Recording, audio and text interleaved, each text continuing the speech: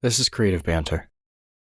Based on comments received from better podcasters than myself, I've been making some alterations to not only the software and editing used, but also the location in which I record.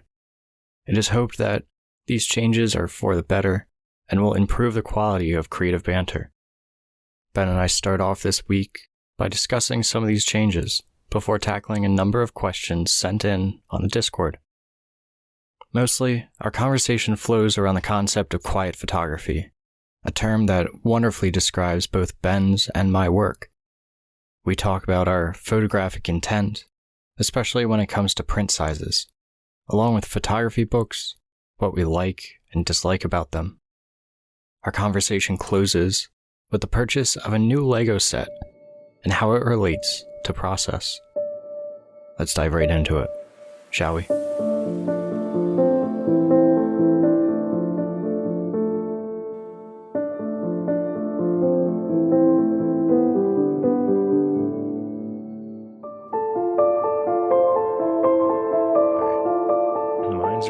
So I guess I press this button here. We get a nice little countdown. That's cute. Yeah. No, Matt Payne told me about this, about Riverside. We were talking a little bit about audio quality for the podcast and trying to switch some things up. And then when I went on to Zencastr to actually go through and send you the link and do all that stuff, it was like, your monthly recording limit has been exceeded. Upgrade to this plan to get more or whatever. Now, I wonder if they had changes on their end. I mean, it's got to be. I know that I've gotten some emails from them talking about whatever stuff they were doing. I know that they did this. I think it's a hobby. I'm at a hobbyist plan right now, which is their free one. And then they were saying about this Creator Plus plan, which I think is free anyway.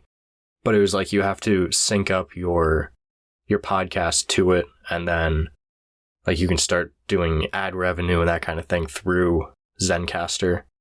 It was just a whole workaround. And I'm and I'd been talking, like I said, to Matt Payne about this, and I'm let's just see what happens, I guess.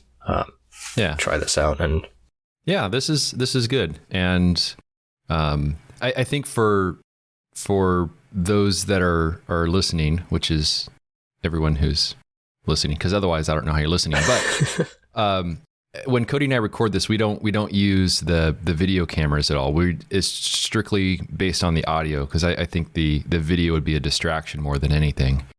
So nobody needs to see my face while I'm trying to record things. That would be yes, and I'm thoroughly covered in paint right now.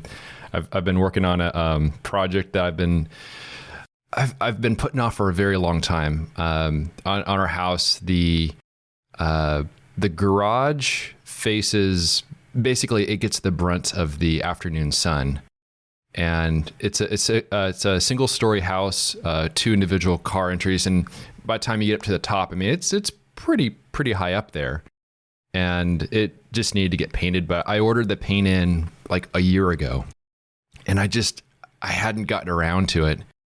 And it finally got to the point where I'm I just need to start some small bit of this process in order to make myself finish it, some small point of no return.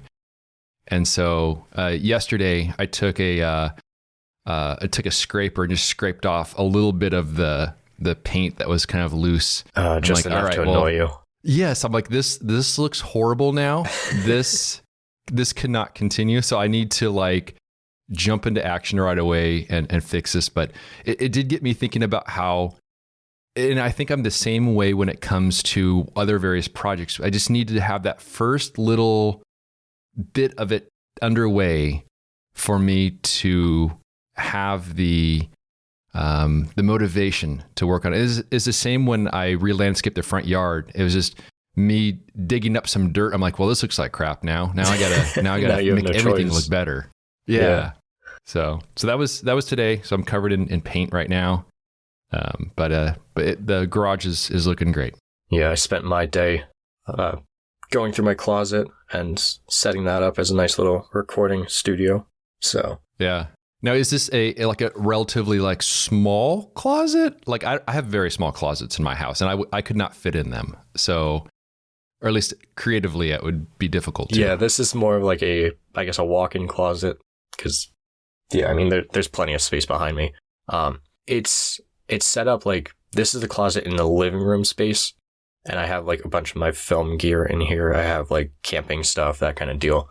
And then I have a closet in my bedroom area that's much smaller, but it's still like semi walk-in.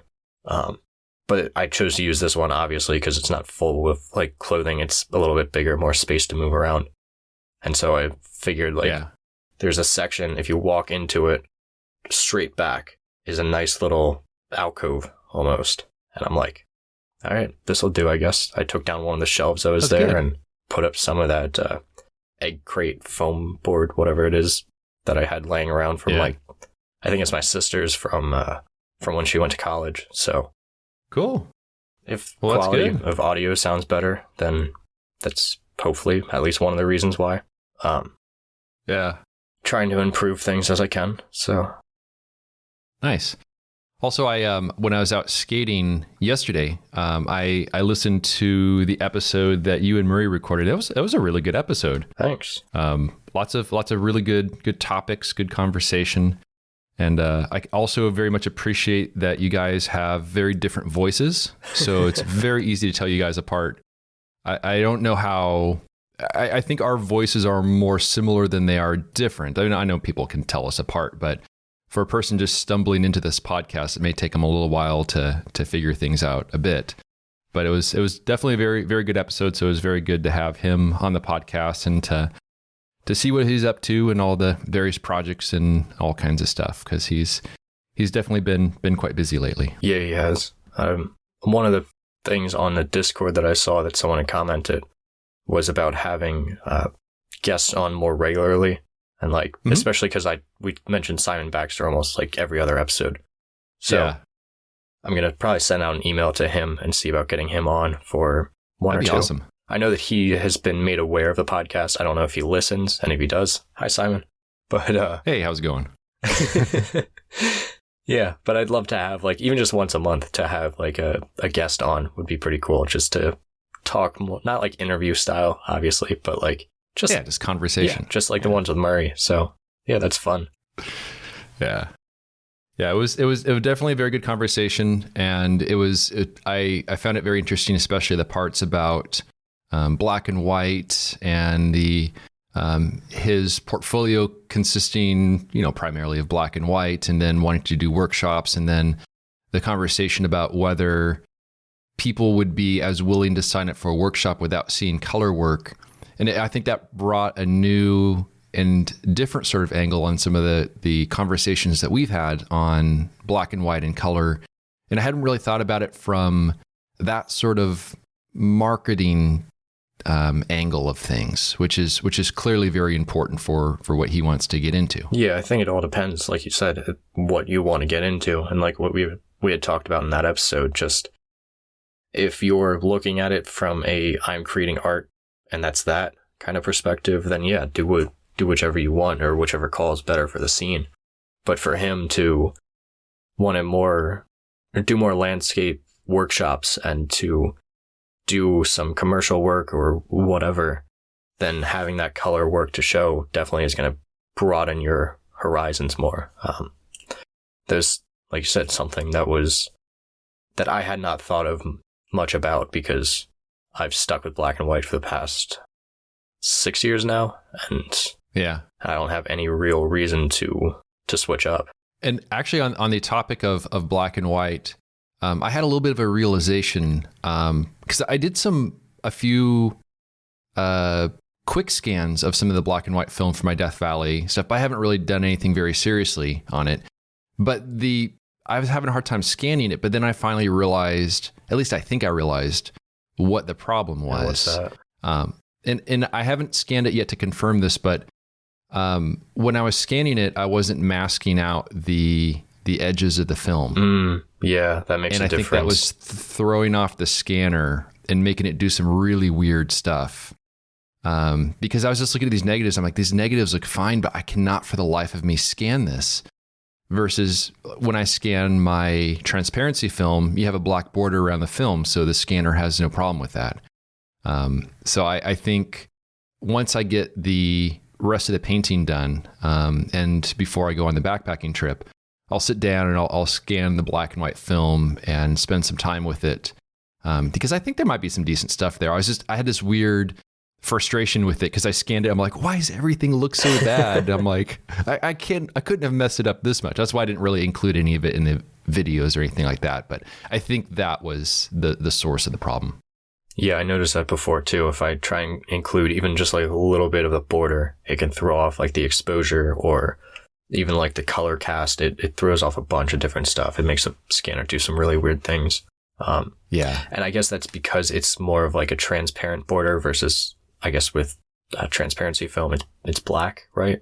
Yeah. Yeah. So it might not. Yeah. So it gets blasted with all this light, and then all of a sudden you have this much, more significant range of tones and more washed out. I know the scanner has. Thing. Yeah. It's just, and so it was so weird, but I'm pretty sure that's what it was. So I'm looking forward to actually being able to sit down with those images, and perhaps there are some that I didn't think too much of as their color, but maybe the black and white versions will be pretty nice. Yeah. Yeah, I look forward to seeing what you would come up with, because I think so far you've only shown off maybe one or two of the black and white negatives in your videos. Yeah, it was just in some of the video stuff. I think I'd put them in there, but I don't think I even really did anything with them. So I'll be able to take it a little more seriously now. So that'll be fun. And at some point when I get it figured out, I think a black and white only trip will be fun, just to really get a feel for things. Yeah, add some nice competition for me on the other side of.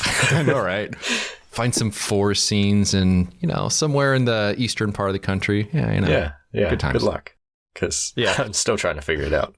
It'll be the lion's den. It'll be trial by fire for sure. Speaking on landscapes in the forest, I was looking at there's a video online that I was watching on YouTube, and it was this photographer that purposely avoided including the sky in images. And I think we've talked about this a little bit before. Yeah. But it was still something that got me thinking about my own photography, and specifically photography in the woods, and how the sky plays a role, if any at all. Mm-hmm. And I was just curious what your thoughts on that were, like of the importance of including the sky versus not, because like in your one video, I think your most recent one, you had talked about, was it a sunset shot that you wanted the clouds in, or that would have made it better? Oh yeah, it was a sunrise one. Yeah. Yeah. And just something to think about in terms of how, like, the importance of including the sky in the work. I mean, I think it gives a sense of depth, and I think it gives a sense of context, which I think can be beneficial for some scenes. It helps to portray just the kind of those vast areas a bit better. But it really just, I don't know. Like, for example, if I'm in a more of a slot canyon kind of scenario, and there's some little bit of sky that creeps into the shot, it's just a distraction. It's just bright area. And there's no real way around that, because it's just going to be blown out anyways. And I have a tendency to do the videos in the same way where I don't include the sky. But every time I look at the video I'm recording where there's a bit of sky in there, even just like a little sliver of it, it always looks just fine in the video. And if anything, I think it adds depth. But there's something about in a photo as opposed to video where it tends to, at least to me, come off as more of a distraction. But I do enjoy working with the sky. It's just there's so many more elements to include, and I can see how in particular it gets tricky for forest scenes when you have all sorts of bright lights and stuff from the sky up in the background. Though oftentimes it does add a little bit of depth to the final image. So it is a tricky one.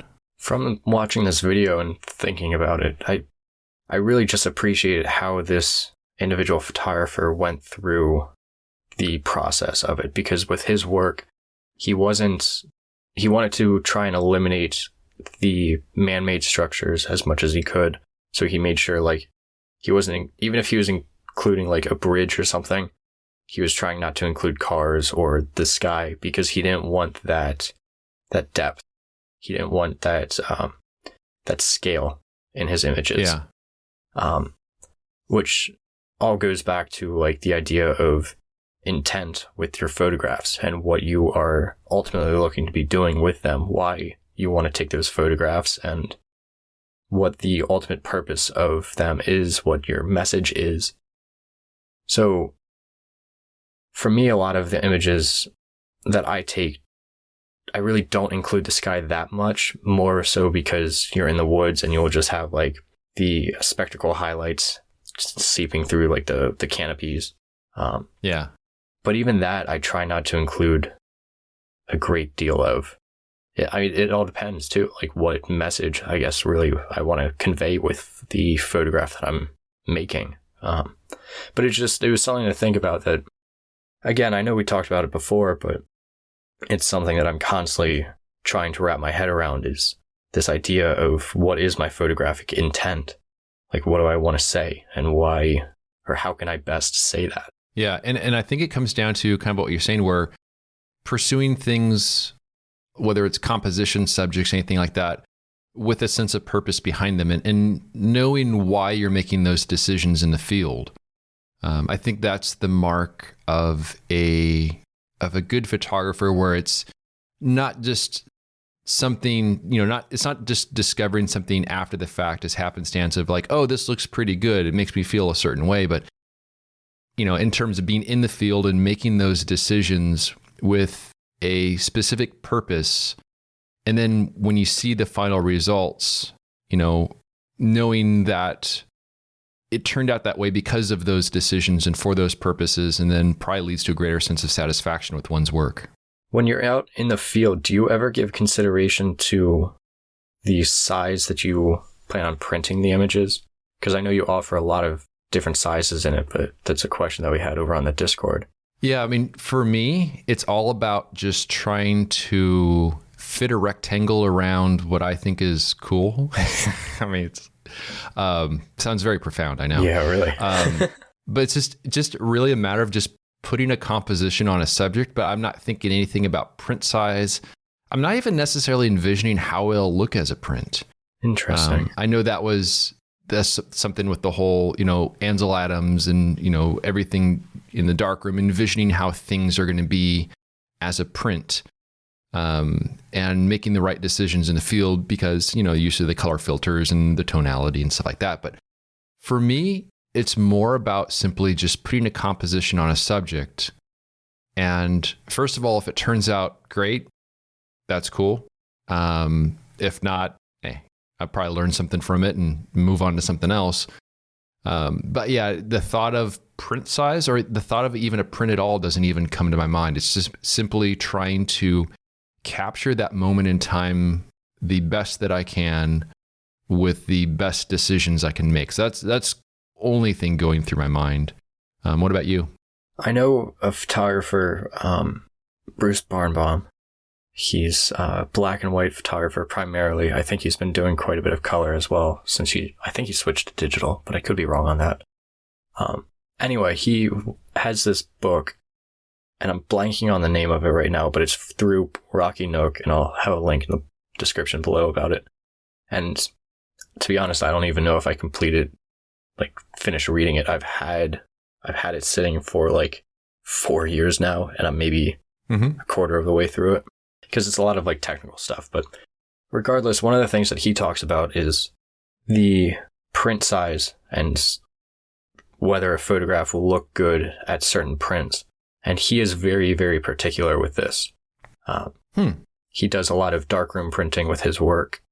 And there are times, he gave an example of one photograph that, because it had a lot of black negative space in it, he was like, this is only going to work up to this print size. I won't print this larger than, say, 11 by 14. And he was saying for another one, oh, well, this one I can print up to this size. And if you go onto his website, he sells them only one print size for, depending on the image itself. So it's not like you can go to it and say, oh, I really love this intimate photograph of a flower. and I want this as a 16 by 20. Like, no, it doesn't work like that. Like, you order it, you pay that amount that he has set up, and you might get a 4 by 5 inch photograph. And that's it, because that's what his photographic intent was. For me, I'm not like that stringent with it, even though I do definitely prefer smaller sized prints. I love 8 by 10 prints, and I would love to get to a point where I'm using an 8 by 10 camera and all of my prints are just contact prints, like silver gelatin or platinum palladium contact prints, and strictly do that size. But I'm also not so stringent as to say, no, I can't do a 16 by 20 of X, Y, or Z print. Yeah. But I mean, out in the field, I don't really give it a ton of consideration, I don't think. I mean, for me, it seems like there's so many other variables to juggle when out in the field that's more of a decision that happens once you're back in, whether it's a dark room or have the images on your computer or what have you. And as you were talking about the fact that Bruce wasn't selling certain images beyond certain sizes, I will say that does go along with something that I have had some observations about, which is that the prints that I do that tend to look the biggest or tend to look very good when they're very large are often ones with more muted colors and less contrast. The more contrasty and the more naturally colorful a subject is, it certainly becomes overpowering when it's very large. I also think it's a fascinating twist when you take a more like a small scene that I photograph. If you blow that up really large, where it's significantly larger than life size, that has a certain degree of impact to it that may not work quite as well at a smaller size. So there's something, not that it has to be look good, big or small or whatever. But then you take some of these, grand landscapes, and they certainly scale up very large just fine. And again, less contrast, less saturation, they tend to look more normal, because at a certain size, you start to compare that image to what something would look like in reality, versus I don't think you do that as much on the smaller size. But I do see how if you have an image that has lots of like rich black dark tones, it will have a radically different presentation if printed very large versus, a more modest size. Yeah, I've always fascinated by how others do print sizes and the print sizes that they choose to offer. Because like you said, like a grand landscape could look great from 8 by 10 all the way up to like 48 by 60. This great range of sizes. Yeah, it looks like a window at a certain point. Right. But at the same time, like, depending on the subject, but also how you process that image, it could just really be stuck to where it doesn't look as lifelike, or it looks too something at a certain size. Tillman Crane is another one who does really only 2 print sizes. And I'm on his website now, and he does platinum palladium prints. He makes them himself. I think he uses a Fuji medium format camera and then does like digital negatives and then does his platinum prints. I really need to figure out a way to meet up with him. Perhaps when I'm up in Maine, I can do that. But regardless, he does these, his prints as 15 by 20 and 26 by 35 sizes. And then he has it editioned where it's just as one-off prints, which is a whole other conversation but just the intent of it, because like he's doing these what could be considered larger prints at 15 by 20, yet he is photographing these more intimate, quiet sort of subjects. Like he's doing a still life series of different flowers and leaves and that kind of thing. Whereas like for me, if I were doing that, I'd want to almost retain it at a smaller size of like, yeah, it's a little bit larger than life, but it still retains that intimate quality. Like there's certain That's true. photographs that I have that I could not imagine printing at larger than 16 by 20 or even 16 by 20.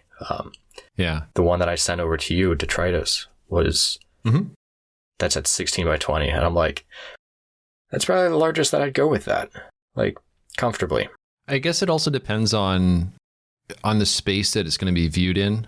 I mean, I can see how, printing some of the images larger, but if it's going to be for a larger space where it seems to be just sized appropriately to the space, maybe it defies some of those rules a little bit.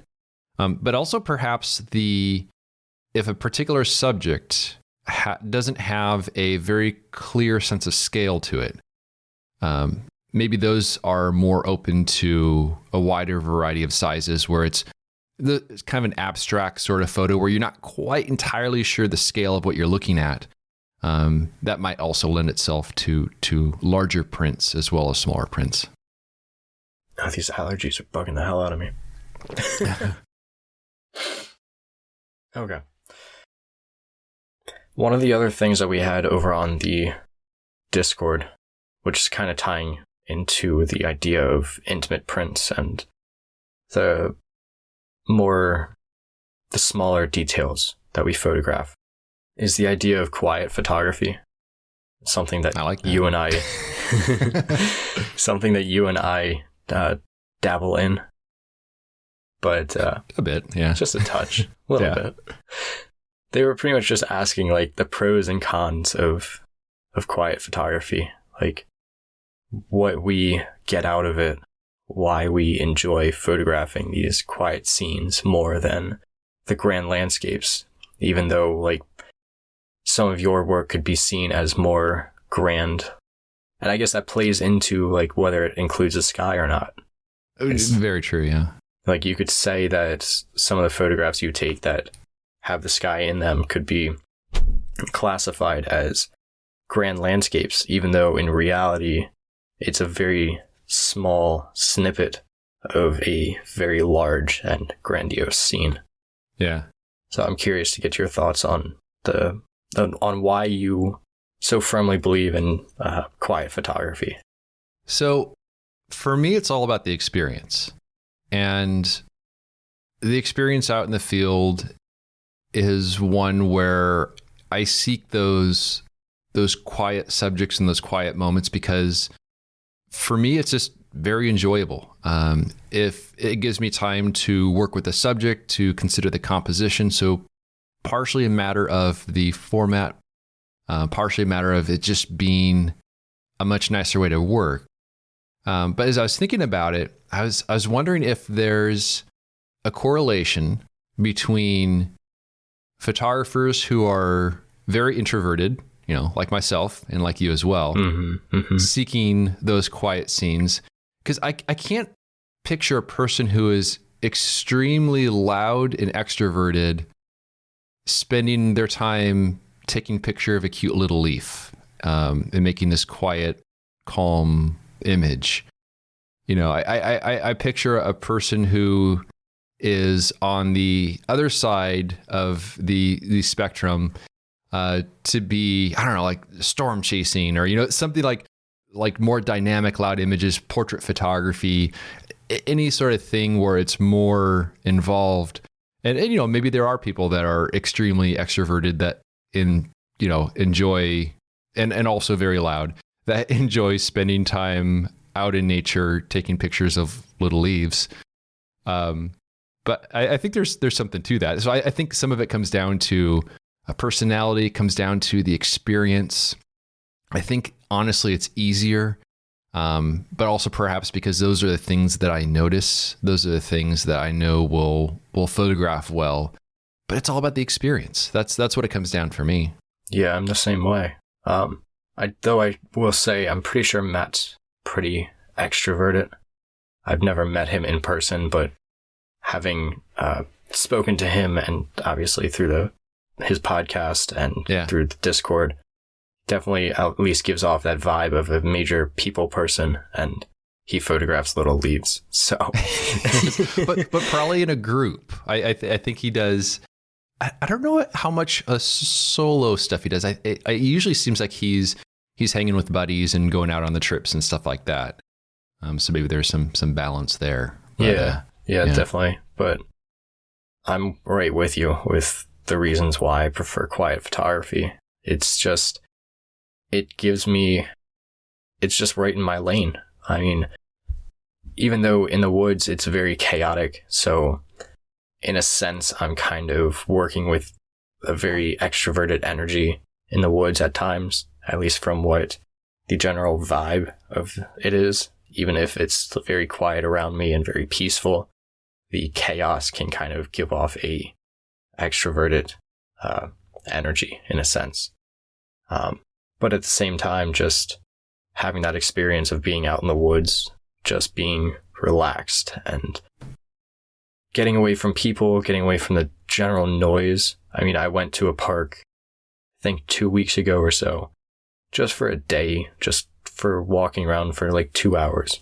Mm-hmm. And it was not the best experience and not something that I would actually bring my camera with. I just brought the Ricoh. Yeah. I wouldn't bring out my large format to that park, and I was glad that I experienced that without it, because the highway was right aside of it. There was constant road noise. It was just not the most pleasant experience of getting out into the wilderness and trying to create what would be considered quiet photography in a place that the energy is just wrong is not the easiest thing in the world. Yeah. Yeah, I have to be in a certain mindset to be creative, and yeah, in a situation like that, it would definitely be rather difficult to do so. One of the other questions that we had was, and we've been sitting on this one for a little while, but what are some of the important essays and monographs, non-photography related books that have helped you to grow as an artist or as a person or that kind of thing? That's a tough one, I know. I don't know that I have an answer for that one. Yeah, I can't really think of anything in particular. I think any inspiration I have doesn't necessarily come from photography stuff. I know we said something similar about movies and TV shows a couple episodes ago. And like when I go on my trips, if I'm listening to podcasts and stuff, it's usually not photography podcasts. Usually I'm doing enough photography in the day. I don't need to constantly like keep hearing about more photography stuff. Definitely. And I also don't seek out the work of other artists and stuff quite. Well, I really don't. So, I mean, yeah, so I can't really think of anything in particular in that sense. So, yeah, I mean, does anything come to mind for you?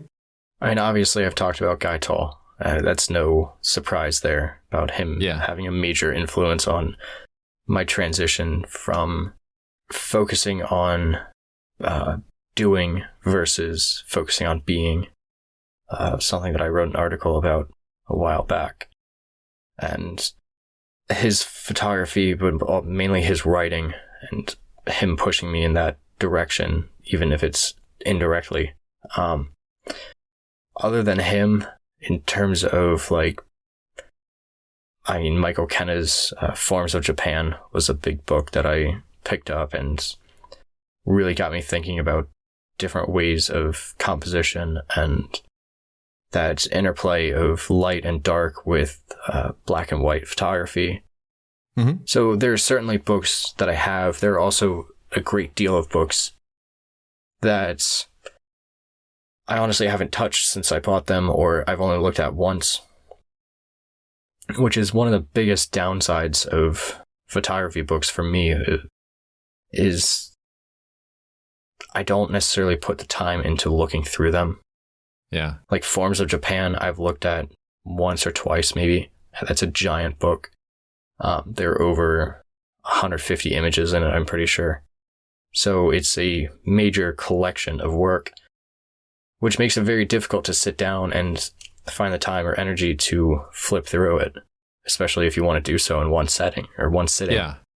But it's something that I want to take more time to do, is sit down with photo books and digest them. I still haven't looked at the one of Simon Baxter and Joe Cornish from their exhibition. I haven't looked through that since I got it. And of course there are others, but yeah.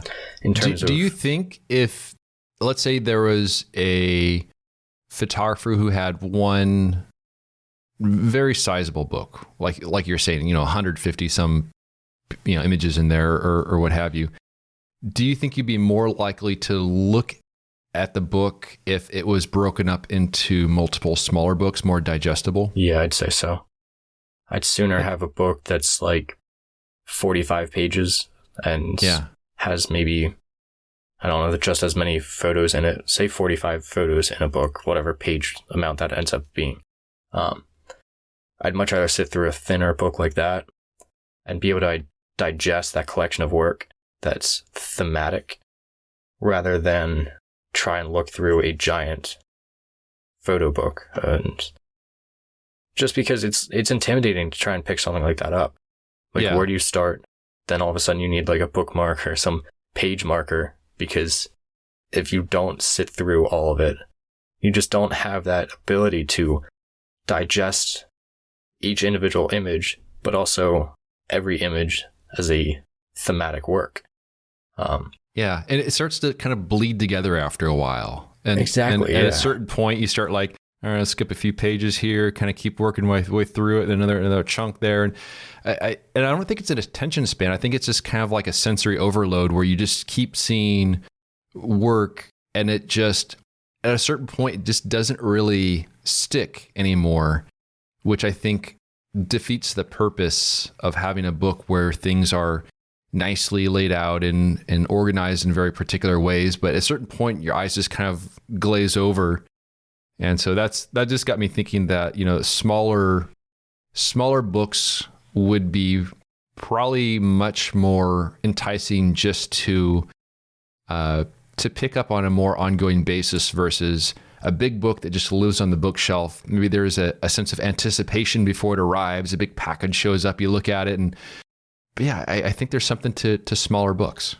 Yeah, there definitely is. There's a photographer from, I believe, the UK, Paul Hart. He did a series around, was it the Fenlands? I forget. It was like a bunch of farmland kind of thing. And he has a 3-book series around this. And they're all 45 photographs each or so. Thin but large square books, and they're a joy to be able to pick up and digest each individual image as you feel is best suited for it. Yeah. And then at the same time be able to have that time. It's not so much that you can't look through the entire thing in one sitting and not feel exhausted from it. Like you can actually have that energy still and be like, okay, this was worth doing. Especially with like bigger books, I find myself, I'll go through them when I first look through them, and I'll sticky note ones, like images that I really love, that really spoke to me for one reason or another. And then if I go to look at it a second time, I'm like, I find myself flipping to those sticky noted images and like, yep, still like that one, still like that one, still like that one. Like the rest of them are just filler. They're fluff to me, which is personal perception, but still, it makes it difficult to look through that book. Yeah. So about a week or so ago, and this is kind of related, but I ordered another Lego set because the one DeLorean wasn't enough. I need to have another one to go with it. So they recently came out with a Land Rover Defender, which I'm like, that looked kind of cool on my bookshelf up there. I love those. I so want one of like the old school ones that you see like from influencers up in Iceland. Or photographers up in Iceland, like they do those tours and the old school Defenders that I looked at the prices of them before, and it's like, this car has 300,000 miles and they want $120,000 for it. It's crazy. Like, all right, if you say so. And it was interesting is, first of all, the perception of it, where once I got it, it's sitting over there on my bookshelf now. I then realized that about 2 blocks away from me, there's a person who has one that looks exactly the same color sitting there. I'm like, nice. Oh, that's cool. I never noticed that before. So it's kind of the sort of confirmation bias, kind of noticing things kind of thing. But when I got that, it was almost a week ago that I just sat down and I put it together in a day. But I thought I was going to enjoy putting it together. But as I'm putting it together, I'm like, oh, this is so much work. I just want this to be over. And so now it's like sitting on my shelf. But I was thinking about how the process of putting that together, because I think some people actually enjoy that process. It's so much different than when I'm out taking photos, or what got me thinking about this was talking about the long photo books. It's like for me, the process of going out and taking photos is a process I love. Mm-hmm. The end result sometimes doesn't matter. But with this Lego set, the process of putting it together, it was a long process. But now that it's done, I actually enjoy the final product. And I see some of those big photo books as somewhere where I don't know, like the process of looking through everything can be a little bit of it gets tiresome at a certain point, but then you just put it on the bookshelf and it just stays there, like the Defender sitting on my bookshelf as just a thing that's nice to look at, but maybe the experience isn't quite what was envisioned. Yeah, it's weird. I mean, I would love to get into Lego, but like you, I don't know if I would enjoy that process of doing it. I mean, I went, was it last year? Maybe? I don't know. Time flies. Yeah. I had started doing those darkroom prints, just contact prints, printing off from my computer on a fake film, essentially, Mm-hmm. and doing contact prints down in the basement, built out a little darkroom. And how did that go? It was fun. It was enjoyable trying to learn and trying to navigate that. But I haven't gone down there since. And I thought of it the other day when we were bringing up chairs to sit around the campfire outside. And I just happened to look over to where that room was that I was using. And everything's still sitting there. Everything's just waiting to be used. And it's like, I love that process of large format. And I love being in the field with it and taking my time and being contemplative. But I don't know what it is about the darkroom printing that just hasn't reeled me back in. Like, I don't know if it's the failure point of it, the fact that it's so easy to mess something up and there's a big learning curve. Exactly. That's for sure. And like, you have the film development side of it, which is already like that, where you can very easily mess something up. And now you're putting another element to it where you scan in the film and you run off a contact sheet to print from, and each step along that way, along that new process, you can fail. And I don't know. There's really no end point to this thought. It's just made me think of it when you're talking about the process of Lego. It is interesting how there are some things where it's the end product is worth all the effort to go through, but other things it's all about the effort and not as much the end product. And like when I'm in the field, if there's a scene that maybe it's okay, whatever, I'll still put like all my effort into that as though that will be a portfolio photo. I spare no. I mean, I do everything I can to ensure that it's the best possible light, the best moment. I'm fine-tuning the composition. I've been talking too long and I'm covered in paint. Really. But putting in all that effort in the field because it's enjoyable. Only to at some point maybe look at that film and be like, oh no, that was not a wise decision. But it's all about the process, and for me, that's something that I find most enjoyable about this. Yeah, I mean, I would still love to get back into the darkroom. I would still love to build out a true traditional darkroom. I've thought about that on and off for quite a while, of doing all of my prints as silver gelatins, and like I said earlier on about doing like contact prints, but I don't know. I don't know what'll happen. If that's something that maybe after I eventually move out and have my own house and can truly find and make the space for something like that. Yeah. Then maybe at that point. Well, that is so long as you're not like, I don't know, like 15 feet up on a ladder, smearing gray stuff on a wall, which is what most of it entails in terms of having your own place. Somehow the time seems to be taken up by all the other wonderful stuff involved. Yeah, all the little minutia that has to get done around the house. Believe me, my dad complains about all of that all the time.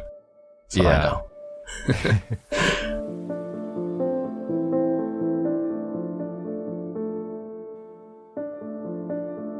I hope you enjoyed our creative banter. You can learn more about Cody's work by visiting his website, codyschultz.com. And you can find my work at benhorn.com. For further discussion, join us at patreon.com/creativebanter.